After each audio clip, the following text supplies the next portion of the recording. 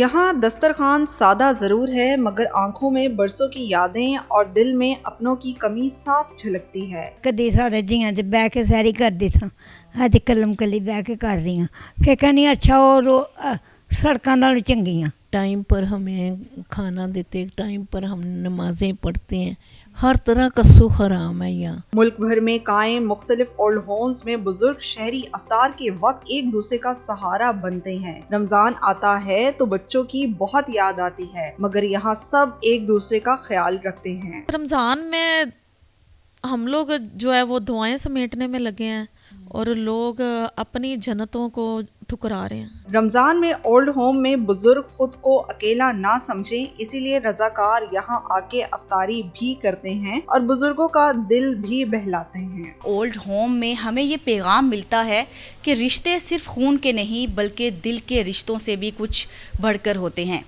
Cameraman शबर जुल्फी के साथ Fatima Shirazi, 365 news, Lahore.